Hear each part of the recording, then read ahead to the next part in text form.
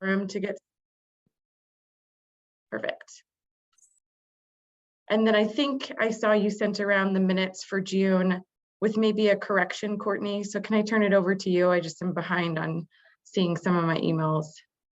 Yeah, definitely. So I did just send out the meeting minutes today. So if you all haven't had a chance to read them, I imagine we could just approve them at the August meeting. But I did make one correction to the minutes essentially as soon as I sent them out, adding that we approved the April and May minutes in June.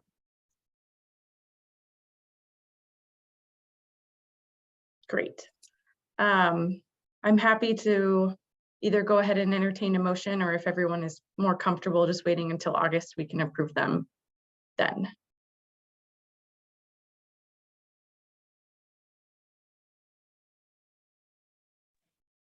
I'm fine. I'm waiting till August, since I doubt most of us looked at them. So yep, that sounds great. We will just scoot those to August. And then we've got a pretty full agenda for today. So we'll kick off with just discussing a pass off for the committee chair. We'll finalize our proposed action for the Forest Health Council annual report related to the planning guide. We'll review some of the last updates to the outline that we talked about last meeting. And then we'll close out with Dr. Amanda West-Fordham, who's joining us from Colorado State Forest Service.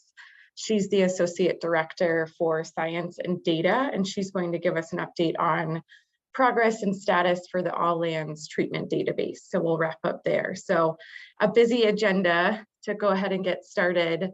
I think the first order of business is to talk about the pass off for the committee chair position. So I am set to go on maternity leave due in late August. So this will be the last meeting that I can chair, and then also want to be mindful of my workload when I come back later this year. So I'm happy to stick around on the committee, but I think it's a great time to pass off the chair responsibilities. It's certainly been a helpful avenue to get more engaged in the Forest Health Council. And I think it's a good time as we wrap up this recommendation for the planning guide for someone to take over the helm and look at some of the other avenues and areas that we've talked about in previous meetings and really dive into some next phases of work for this committee. So Courtney or Angela, unless you have any other recommendations on this process, I think we could entertain any volunteers or discussion for taking over those roles, and then we'll probably just need a nomination and voting process to make that official. Does that sound? I saw some head nods. Yeah, Courtney was reviewing this and I'm reviewing it now. I don't think we have a process laid out in our bylaws around committee chairs, but I think one that makes sense is folks can sort of self-nominate. You know, there can be a conversation and then the committee would vote on who they would like to have as chair. Well, great. I'll open the floor to just any self-nominations, questions, conversations from the group. I know everybody's pretty maxed out with their capacities, so it is a responsibility to take on with this.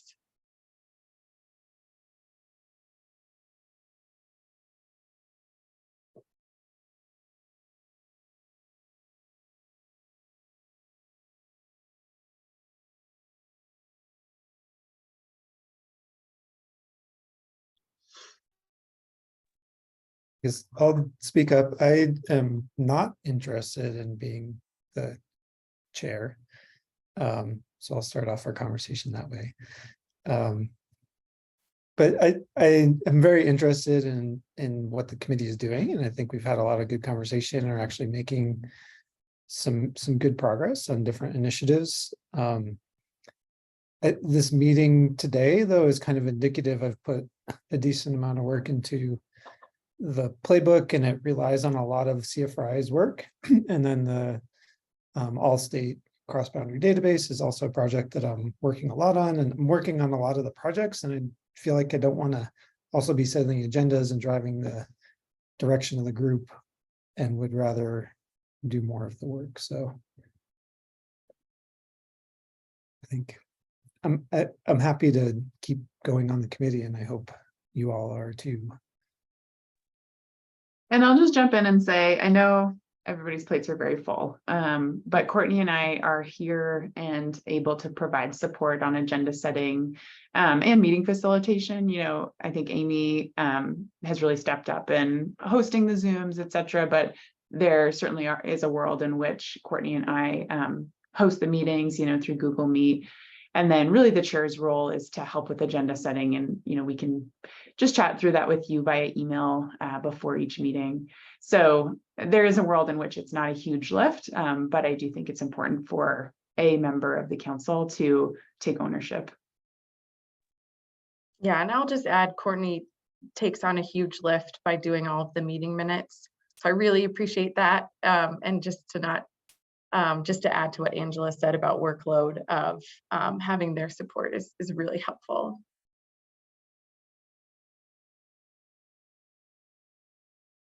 Amy, if no one else wants to, I will do it. But if there's others that are genuinely interested and want to do it, would love for them to be chair. But if no one else is going to do it, then I'll do it. I'd second the nomination. I was going to say, so nominated. So moved. All right, all those in favor of Christina Burry taking over as chair of the Leveraging Resources Committee, say aye. Aye. Aye. Aye. Any opposed? Not opposed, but a question. Just Any we discussion? don't have all of our members here. So I don't know if there's a different process that we should go through. Do we have quorum? I apologize, I jumped on late. We do, correct, Courtney? And I'm here now, so I don't know if that counts for quorum. Apologize for being late. We just got out of a work session, so. We do have quorum. So I believe that quorum on a committee can take this vote. As I said, we don't in our bylaws have rules laid out for electing chairs. So yeah, I think it's fine to do. If this committee wanted to make changes to the bylaws to specify a change to how chairs are elected, if they have to be by all of the committee members, then we could certainly entertain that. Yes, there was an opportunity as well for people that got an email that said that this discussion is coming up, so they could have emailed interest ahead of time. So. Yeah, Amy, did anyone email any interest to you or anything like that we should consider? Yeah, good point. No, nobody emailed expressing any interest. I do know John Ring had he did reach out to say he was double booked today. And then Kirk Will is out on a fire duty near Pagosa, so they are unable to be here. So certainly we could do some sort of voting, Angela, Courtney, just over email, or continue on with the quorum that we have today.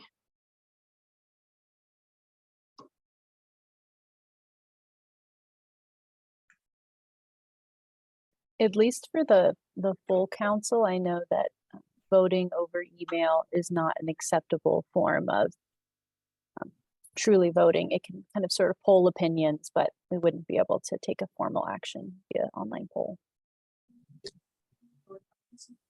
And I'm just curious, you know, I saw this last night, be frank, like just trying to review the agenda again. And I saw that, and I'm just wondering if some folks, honestly, everyone's kind of maybe on vacation or not really plugged in, and maybe that didn't, I don't know, was there a separate email trying to, if it was, I missed that, but to kind of make sure everyone understood the conversation was happening in the discussion. And it did say discussion, so are you looking to take action? I'm sorry, I jumped on late. I'm just trying to catch up. Yeah, thanks, Commissioner Shattuck McNally. We did talk about it at the June meeting, just noting that this was going to come up for an action item in July, just since I can't take on the chair duty in August. And I believe it was on the agenda in summary that I sent around after the June meeting. So there has been some preparation, but certainly And open. yeah, I apologize. I was out for like and conferences and stuff and trying to still catch up with emails. So I apologize if I didn't see that detail, and I appreciate you kind of getting me up to speed. So I hear what you're saying, and I don't know, because we all started those meetings last, or has it been 2 full years we've done this now, or just a year? But I think does it need to change, or how we did it when we originally started these committees? Is that sufficient? Is that the kind of where the discussion went? I'm just trying to understand. Do we need to put something in writing for formalization, or what is the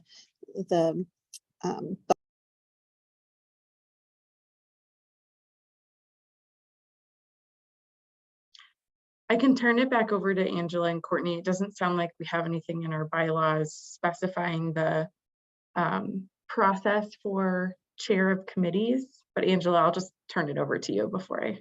Yeah, so Jody, we were discussing this, and no, we don't have any formal procedures outlined in our bylaws for electing committee chairs. So that would, I think, default to sort of the basic council procedures, which are, folks can vote on matters. It's actually with a 2/3 majority vote of people who are present. So if you have quorum, you can vote on decision items. And a 2/3 of the folks present, passes something. So if folks wanted to set up, and so I was saying, well, basically folks should self-nominate for committee chairs, and then this committee, folks who are present can take a vote. If people wanted to propose different rules in the bylaws for how chairs are assigned for committees, then we can do that. And yeah, that's where we're at. Okay, thank you. And I apologize to the rest of the group for coming on late. It's just trying to understand. So it feels like is this just applying for this committee, or are we looking for the whole?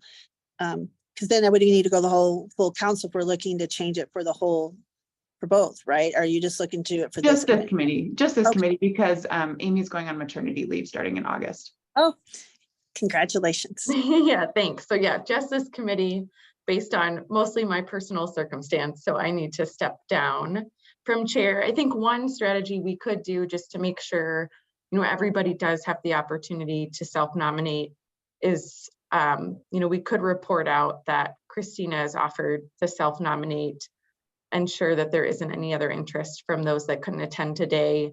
And then Angela and Courtney, I don't know if you guys could take on some of the responsibilities for the next meeting, and we could take a formal action in August, or a formal vote, just to make sure we don't circumvent any last interest, just given it's the summer, given that, these agendas, not everyone has a chance to really take in ahead of the meeting too. Yeah, that's fine. Fine with that.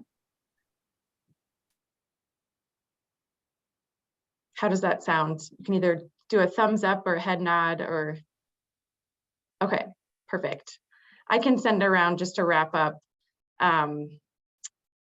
of just this process and decision, and then tee it up for a formal vote. And then Angela and Courtney, I can work with you on, I don't have these invites going forward in August, so we'll just have to resend out the next one on from you guys probably. That sounds good. And we can set up recurring Google Meets. Yeah. Great. Well, thanks. Thanks for working through that, and thanks for everyone's understanding and having to take a break from this role for me. So the next order of business is to finalize our proposed action for the Forest Health Council annual report, and that's to recommend the planning guide. So we have taken a action in the past to recommend this to the Forest Health Council. And so this is really taking a final pass at the language to set us up for, I think, the meeting in later this month when the full council will vote on all of the recommendations. So I can share my screen so folks can see our language to date. I'm happy to walk through it, but it's essentially we've made some very minor changes over the last few meetings based on feedback. But the Forest Health Council Committee on Leveraging Resources recommends that the Forest Health Council adopt the following recommendation to be included within the 2023 annual report. The Forest Health Council recommends the creation of a planning guide to complement or be included as a chapter within the existing post-fire playbook. The planning guide would incorporate the broad expertise and experiences included within the Forest Health Council to achieve the following purpose and goal and be targeted at the following audience. The purpose, the planning guide will assist with positioning all areas and communities in Colorado to better leverage resources, knowledge share, and be competitive at receiving funding to achieve effective forest health management and resiliency. And the goal of the planning guide is to provide a starting point on how to access science-based modeling, existing resources and technical capacity, and statewide priorities to improve existing processes in pre-fire planning and forest health efforts.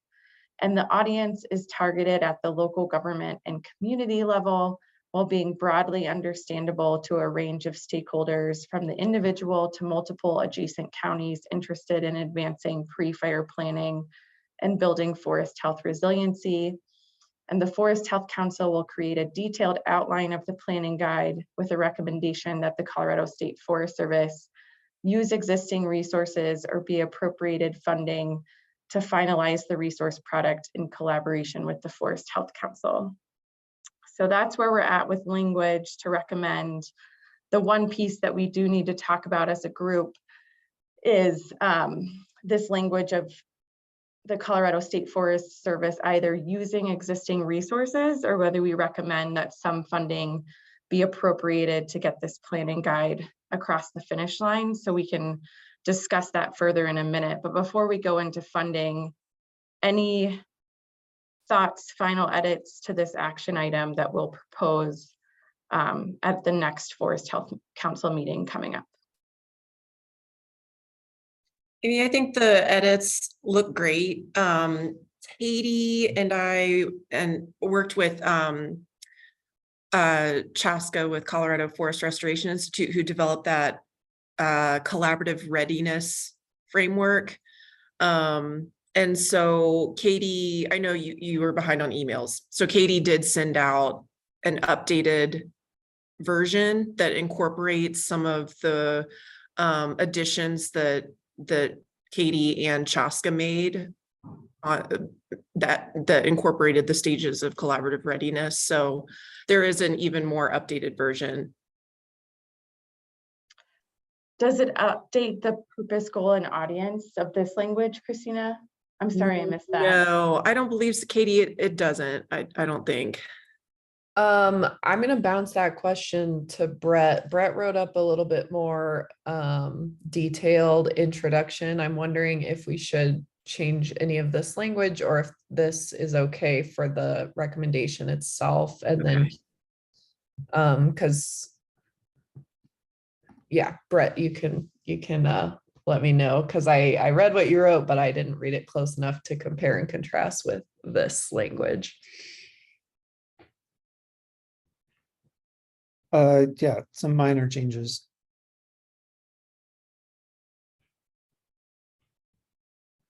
Would that be minor changes to the Purpose, goal, and audience. okay. Trying to help clarify, not sort of redirect anything, but we had talked about when we presented to other people, there was still confusion about that a little bit. So just trying to address those concerns from our last meeting. Okay, well, maybe what we can do then is talk a little bit about the funding issue and then sort of hold on this language, and we can pivot and look at the planning guide. And Katie, I can have you share your screen so we can walk through some of those last edits and make sure those tweaks are included in our action item language. So I teed up just the conversation of the decision to use existing resources within the Colorado State Forest Service. I'm going to stop my sharing for a second. The language is in the agenda for folks.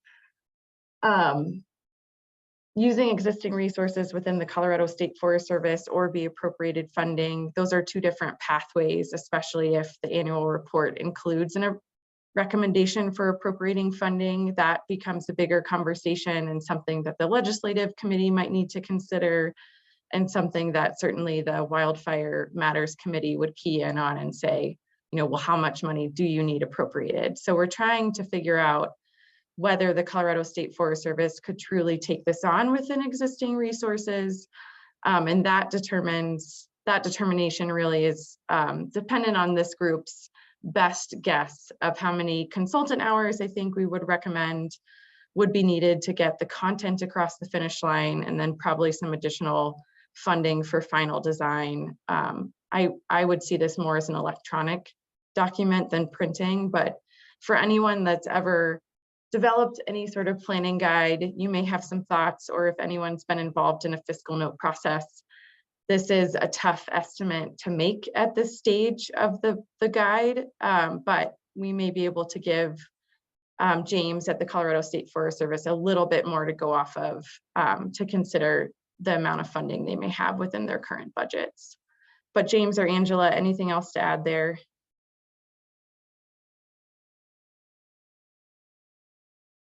Sorry, I've got my camera off just because I don't think you guys need to see me stuffing my face as I'm eating my lunch. No, I think you covered it really well, Amy. I think we do have resources regardless. We just don't know how much we can contribute. There are resources I've confirmed with Matt here at the State Forest Service that we can contribute some. Depending on the cost of that final product, we could probably cover all of it. But should we need additional funding, that was that little caveat. And so the closest this group can figure out what the cost might be, like Amy said, through billable hours, through contractors to put this together, we'll have a better understanding what that need may be. But if that turns out to be much more than we have, I think there is still a want to provide dollars. So if there might need to be additional, like, I don't know, grant funding, should the legislature not want to pursue this funding, we will provide dollars in some amount. So I think, does that answer your question, Amy? I think so. So I'm curious if this group, you know, I'm happy to work with James and Angela and maybe throw out a few, you know, ballpark numbers of it might take X consultant hours to do the content, and we could guess a billable rate that might be most applicable here. But I wanted to just bring this up for the full group, given that we have a lot of folks that have worked on similar documents and might have thoughts on a good place to start. Yeah, I can, the ballpark that I would use, just based on, you know, we hire consultants for plans a lot. So I would say most can be, depending on the scope, always, but I would say this would be like under 30,000, probably like 175 to 200 contractor hours, like billable hours. That's just my, again, my opinion, but so really welcome anyone's thoughts or disagreement. But in addition to the actual consultant or the contract, I think that there's a lot of resources, you know, including like myself, like using the Denver Watershed Adaptive Framework, Colorado Forest Restoration Institute. I know Chaska has offered her time to help incorporate the stages of collaborative readiness. And Katie, I don't want to speak for you, but I know like Katie has also been really engaged and involved, and we all want to ensure the success of this. So I think there's the contracting side, and there's the estimate for that. But I think there's just a lot of folks in general and organizations that want to help support the State Forest Service in this.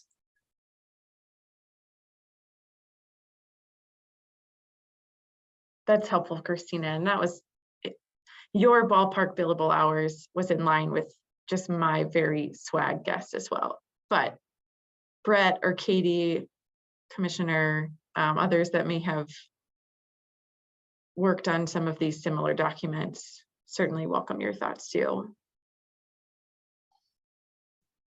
I don't have a great sense for the billable hours, so I'll leave that to others. But I definitely agree with what Christina said about others on the Forest Health Council being really engaged. I think that's one of the really cool things about this guide is that it has all these different types of perspectives going into it.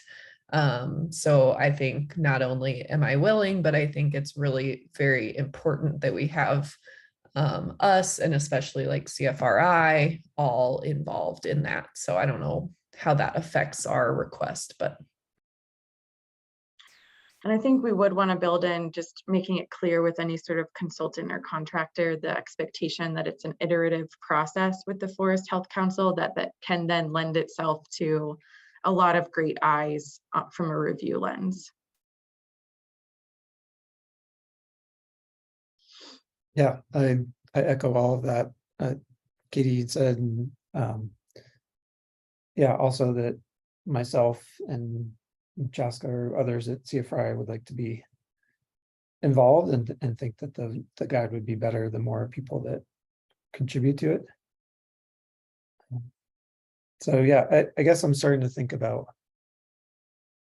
and maybe we don't have to do this now, but like, what is the role of the consultant? Is it really content generation or is it more of a facilitator to get done? I don't really know. I'm kind of thinking out loud, but I think we can figure that out later. Maybe not on this call, but something to consider is how much effort people on this council and or other organizations would put in, because there might be other organizations that also aren't part of the council that would want to participate, similar to the post-fire playbook.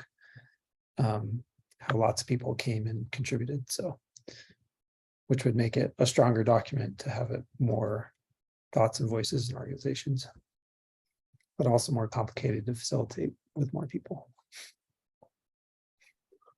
Yeah, Just my- commented, Oh, go ahead, Commissioner Church. Sorry about that. seems like it's within the ballpark of consultant ranges for major planning guides. But I think it would be good to have that facilitator or consultant come back and make presentations and update on a frequent basis with the Forest Health Council or with us. But I think an independent full-time set of eyes on it has the right background, and selecting the consultant or facilitator, I think, is key to that. So I think we're headed the right direction. I agree. I think having the contractor do a little bit of both facilitation plus, I think we'll definitely need them to drive the content, just given capacity on Forest Health Council and this subcommittee as well. So I think, James, we can take, yep. Just reading your comment. Yeah, I would say a max of 30K, and we could certainly back into some of the consultant billable hours, depending on what is most helpful for Colorado State Forest Service, knowing that this is really just a best guess at a pretty early stage of this effort. But let us know, James, if you need, what else you need. So I think we're good here. So And I'll just chime in. Sorry, Amy. Oh, go ahead. I'll just chime in, James, if you're able to talk to them like before or by Wednesday this week, just early, that would be great, because the legislative committee is likely going to be voting on their legislative recommendations at their meeting this Friday morning. And if State Forest Service did not feel they had these resources and this committee wanted to recommend an appropriation, I think we would need to know that for the legislative committee meeting so that they could vote on that, because it would be presented as a legislative recommendation. I guess it's more of a budget recommendation. Anyway, we could sort of sort through that, but yeah, I think they would need to know about it. They would, and then they would need to elevate it and like decide that it's their priority. And then obviously the full council on the 27th would need to advance that as well. Great, thanks, James.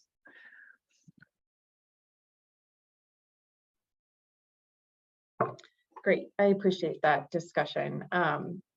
So the next item that we can turn to is just reviewing and discussing some of the updates and changes to the planning guide that we discussed in June. So we talked about adding some language to clarify and summarize the intent of the document, just to help make it crystal clear for a contractor of, you know, what we were intending this document to do, and help with the Forest Health Council at large as well.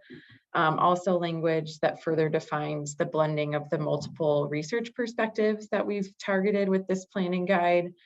And then at a final stage, I'll go in and add some of the comments and flagging some of the additional areas that we talked about in our June meeting, just based on the feedback we've collected from outside partners and the Forest Health Council, so that we capture that for a consultant or contractor to make sure we consider and tackle as the guidebook goes further. So Katie, I may look at you to see if you're willing to share your screen, and then Brett, Christina, and Katie have spent some time working on some of those updates, so I can turn it over to them to walk through some of the language that they put together. Yeah, let me do that.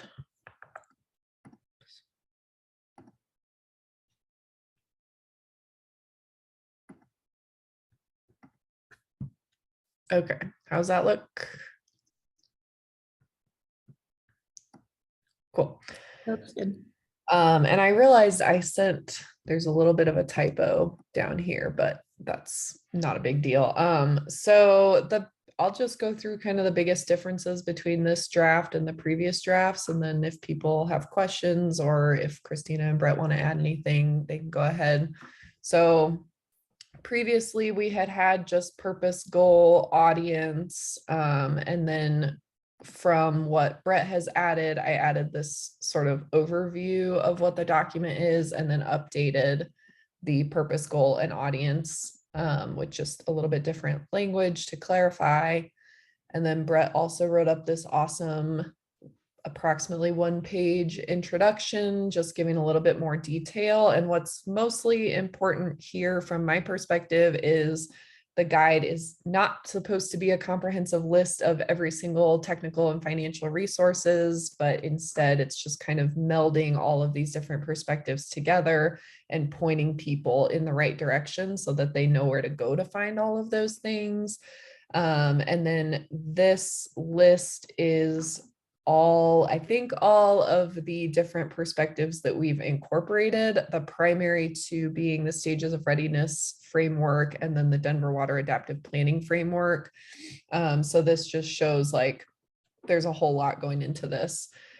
So that's a big change. And then here we have just some suggested things that might be included in the guide that whoever takes this over would fill in the blanks.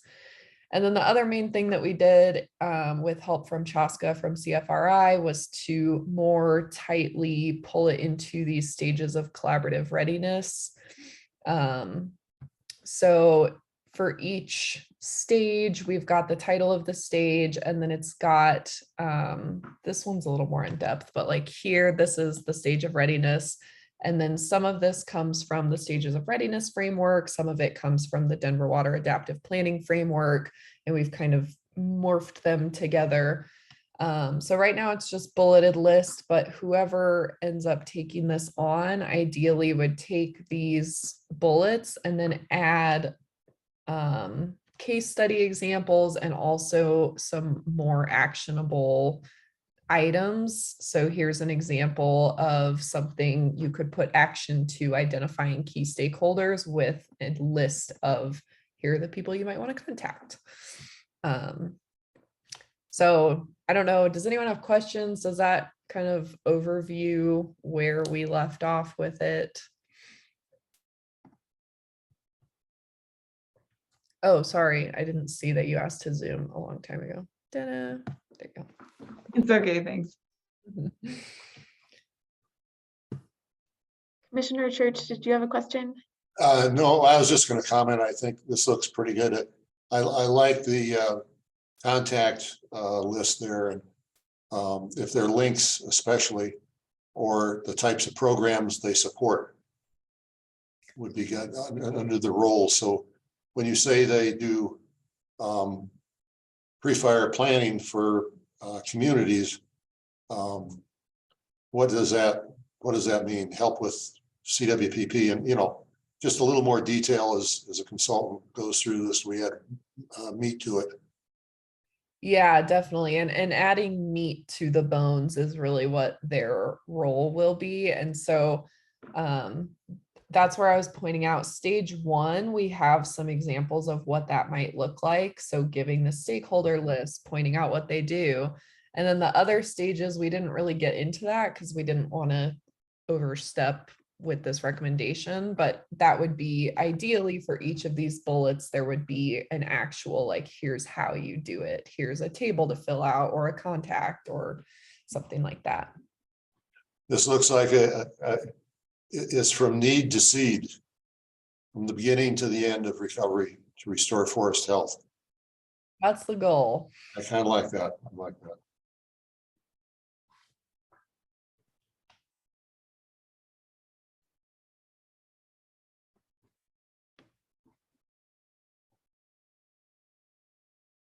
Any other questions on the additional changes to the planning guide outline or anything, Christina or Brett, you want to weigh in on before we move forward? No questions, just really want to thank Katie and Brett and Chasco CFRI for their work on this. Thanks. Yeah, back at you, Christina. Christina did the original draft of this, which was awesome. Yeah, we've really moved this quite a bit forward. So it's nice to see it come together and really potentially have an opportunity for a consultant to get this concept across the finish line. Yeah, I think it has a potential to be really cool. Yeah. Just going back to the language that we were talking about for the recommendation, I had put a couple things in the chat. I just put this one paragraph overview and these. So I don't know if either of those might be good updated language to include in that. Yeah, I think what we could do is, since we now have the outline draft, is just recommend, rather than, outlining the action item with the purpose, goal, and audience, is just that the subcommittee recommends, using this outline as a starting point. Mm-hmm. Because we're much farther along than we were when we initially got this action item going. That way we don't get too tied down to specific language and have some opportunity for the full Forest Health Council to weigh in. Mm-hmm. Great. So Angela and Courtney, we have this committee has already taken an action to move this forward to the full Forest Health Council, and we've continued to work on it. I don't know if we need to take necessarily another action today, since this is essentially our one recommendation for the 2023 annual report, but I certainly want to make sure we get the process correct. Yeah, I don't think you do, as long as, and maybe this is what you vote on today. If State Forest Service comes back and says, we have sufficient resources to cover this, we don't need to ask for funding, then we would strike that language from the recommendation. So if everybody on the committee is okay with that, maybe you vote on that today and say, I'm trying to think what the language would be, but basically, yeah, if no additional funding is required, we will strike the appropriation language from the recommendation. And so that's the procedure we'll take.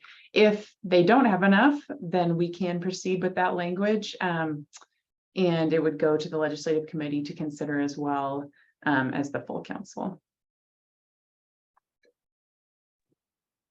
Also move that. Great, I'm happy to second. All those in favor, say aye. Aye. Aye. Any opposed? Great, well, we can make that it sounds like we'll hear a little bit more from James later this week, and we can make that discussion clear at the full Forest Health Council meeting, or work with you, Commissioner Shattuck McNally, as the chair of the Leveraging Resources, if we need to get it on that docket as well. Yeah, I was just thinking about that. Do we need to, because we're having a meeting next week, we've been meeting weekly, and should I even add agenda item just to give them kind of a heads up this might be coming, just so they're aware of it. What are your thoughts on that? So we did discuss this at the full council meeting. When was that, in May? Yeah, that was May. Yeah, so I think it's on people's radar. And again, it's hard to say, like, if we don't need an extra appropriation, then it's a totally moot point. Okay, So I would just say, let's wait for now. And if we do have information from State Forest Service by Wednesday-ish, we could always send around an amended agenda. sounds great. No, I know we have a pretty full agenda already, but I just wanted to offer space if this is a conversation we need to have. But no, great work, everyone. And I think what I really like about all of this is this whole committee, this work has sparked some really great conversations. And to me, that's been really valuable for me. So just want to thank you all for just your diligence on this. Really appreciate it. Yeah, absolutely. Well, Amanda, I think we can turn it over to you and switch gears a little bit. So we have time to hear an update on the All Lands database. So I will turn it over to you. Thanks, Amy. Can everyone hear me? I will start sharing my screen here. Thanks for inviting me for a quick update. The timing is really good. I know Brett and Stephanie are on this call that we're working really closely with right now. Can everyone see my screen? Perfect. In fact, there's a meeting already scheduled coming up on Monday to work on this some more. So I'm just going to provide some quick updates. This won't take very long concerning the interagency treatment database. And I'm doing this on behalf of Nick Kutlinski, our GIS program manager, who's out in the field today. Let's see. So most of you are aware of the CFRI fuels treatment database that was published in 2022, and it has these data spatial format for treatments across 13 agencies for 1 decade, so 2000 to 2020. Currently, we're collaborating with CFRI to review the existing database structure, so that's ongoing. Reviewing treatment types and other database attributes, that's ongoing. Part of this is that crosswalk. So one of our targets is to align this with some of our internal database structure, specifically GeoTrax, which I'll show you an image of in just a moment, and finalizing script for cleaning the data. We're also planning outreach and data compilation. So that's going to start late summer into fall this year.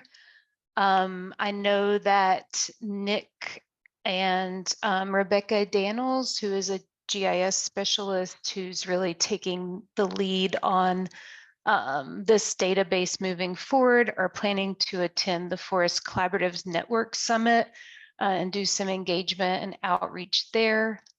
Data cleaning, QA/QC organization, that'll all start taking place late fall, early winter, with the target completion and analysis by early 2024. Creating a new report, which CFRI will be leading, the Forest Atlas uploads, creating some dashboards to look at statistics, and I'll show you an example of that in just a minute. And data sharing can begin as soon as that's complete. And then just ongoing user support, maintenance, outreach, and updates beyond that. This is just a quick reference guide for our internal GeoTrax application. This is an application of the Colorado Forest Atlas that our foresters use to track data in the field. So aligning this treatment database with GeoTrax is really one of the key things that we're working on right now, and how those data are compiled, what attributes they have, how they're organized, et cetera, because that's going to make it a lot easier to maintain this database moving forward. Just some limitations. Of course, database quality is always impacted by the quality of the raw data. Most organizations record data differently, so cleanup is really important. Like I mentioned, alignment of attributes such as treatment methods. The database will always be incomplete because, you know, first it's, yes, those organizations that are contacted, such as 13 that I showed earlier. In the current database, out of 30 that were contacted, we're actually able to contribute data. Sometimes that's a lack of capacity internally, a lack of GIS support staff. Some work in organizations may be ongoing. Final data is typically not submitted for grants until the reimbursement request is completed. We have, you know, CSFS foresters often support our furworm grant recipients in collecting data. So as we see investments in furworm and other grant programs increasing and treatment data requirements increasing, the workload not only for the GIS team, but as well as CSFS foresters and grant program managers will also continue to increase, which is always going to be a limitation on timing and capacity for this database. But there's lots of benefits, of course. So collaboration, bottom up and top down, feedback from users on the ground, as well as people who are using the data for reporting, such as program managers, increasing our ability to track our accomplishments and report, increasing social acceptance of forest management, sharing broadly with landowners and land managers, using it to evaluate areas of priority, increasing cross-boundary collaboration, monitoring changes over time, facilitating research, learning, adapting, increasing our infrastructure and staffing to maintain and update this database, and then, of course, sharing. And most of you are probably familiar with the Forest Atlas. I'll also share this this dashboard that our GIS team recently created to display the, so are you seeing something different now, not the PowerPoint anymore? Perfect. So this is one of the governor's WIGs that has been reported on. So this was increasing the number of acres mitigated via state-funded fuels reduction projects in high and very high priority subwatersheds, which are in dark blue and lighter blue on this map from the 2020 Forest Action Plan. So this dashboard is an example of something that we can develop once this database is updated, to be able to share locations and information as well about projects as we compile these data. So you can click on a project here and get some information, the attributes, and even, you know, who to contact if you want more information about a particular project, for example. So that's my quick run through. Brett, Stephanie, if you have anything to add, please do. Happy to answer any questions that anyone might have.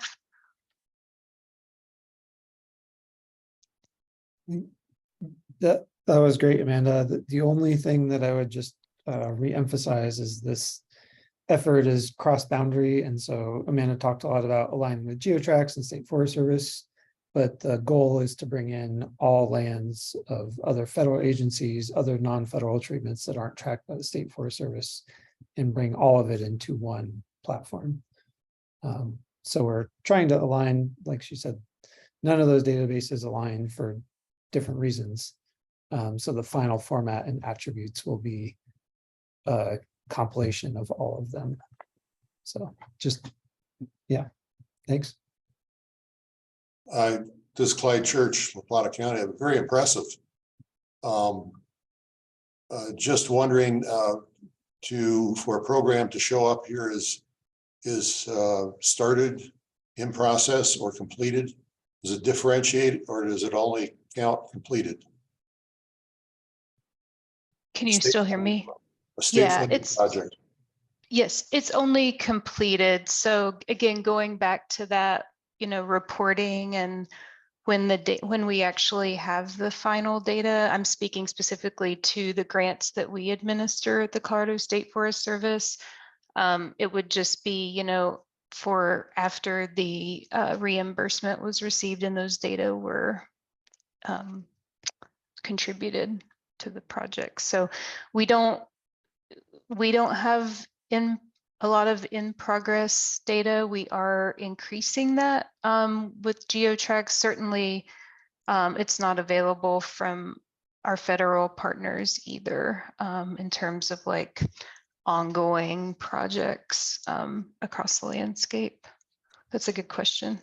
Yeah, I was just going to say, some large mitigation projects, multi-year to 3-year long, have several reimbursement requests that go in. And it's just the final one, or are those interims added as those sections are completed? So it's typically the final, I'm speaking, and I don't know if Diana's still on here, but speaking just from furworm, which we administer, I know with the final reimbursement is when the data are typically submitted, but Diana can correct me if I'm missing anything. Yeah, Amanda's correct. We only get that data when the project is complete.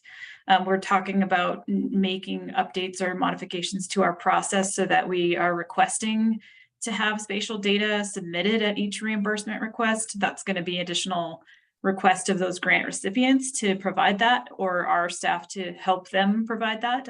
So gathering that data, but that's where direction we're moving as far as anything moving forward, so that we have a better picture of things that are in progress versus when the entire project is complete. Great, thank you so much. I just want to chime in and say I'm so excited to see this happening. So kudos to CFRI and the State Forest Service, for working together to get this off the ground. Yeah, I think it's going to be awesome as we get it moving. And Amanda, this is related to Clyde's question, but what are you all thinking in terms of sort of the update cadence? Obviously, for internal State Forest Service programs, perhaps it is, when projects get closed out, the information basically gets shunted over to you all. But with external partners, would you do sort of outreach to them quarterly, or would we create some kind of system where when they close out a project, they ship the information your way? I'm just curious.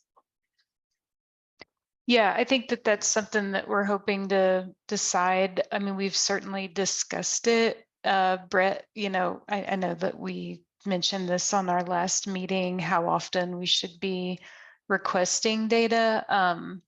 I do think that at minimum it would be on a yearly basis, but if it needs to be more often than that, then perhaps we could start thinking about on a quarterly basis. But it gets back to this whole capacity, both for our partners as well as CFRI and CSFS. So Definitely, thanks. I think it's a little capacity. It's also just clarifying what is the sort of goal and intent and audience for this data.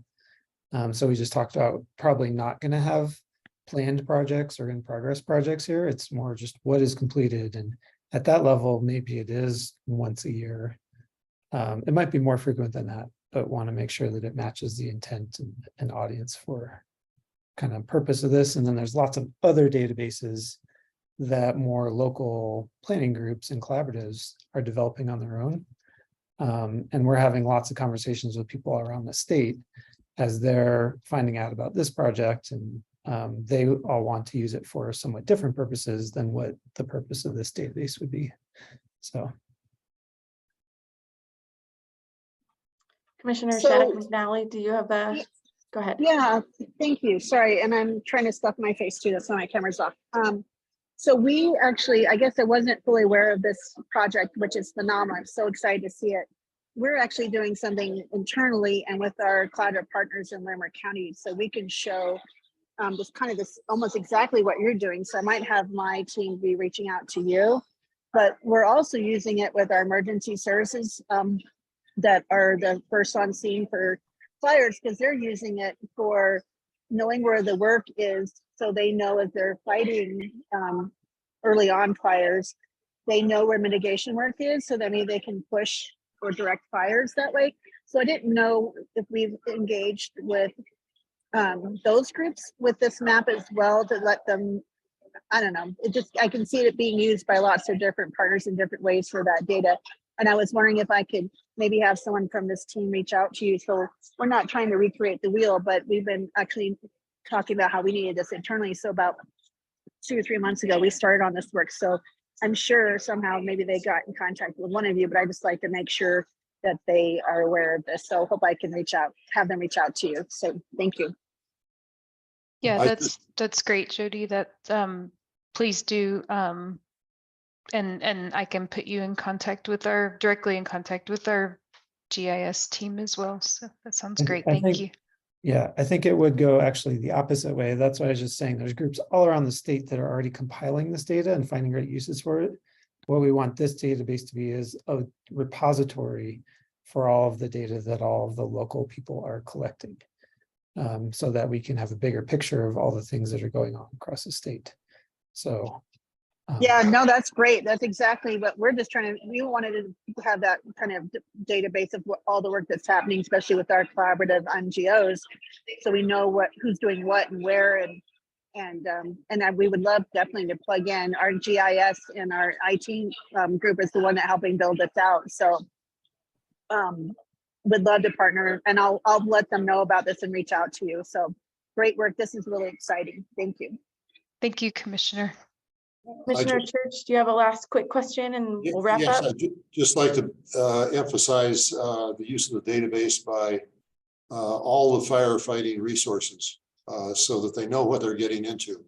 The 416 fire, our handover between type 1 and type 2 and type 1 team was facilitated by our chief of fire chief. And by knowing that we've been mitigating several hundred acres in our HOA, they saved 100 homes and possibly going into Durango and burning Durango. So I think that database can be crucial and connecting with our federal partners also. Thank you. Thank you, Commissioner. Yeah, thanks, Commissioner. I think that's a great closing comment, and we'll wrap up just being 1 minute over, but we'll see everyone later this month at the Forest Health Council meeting. And then Angela and Courtney, I'll work with you on just the pass off for August. And if I don't see you in August, I will see you all later this year. So thanks, everyone. thank you very much, Amy. Appreciate what you did for us. All right. Thank Bye, you, everyone. Amy. Warm regards, Amy. Take care. Yeah, thanks so Good luck. much.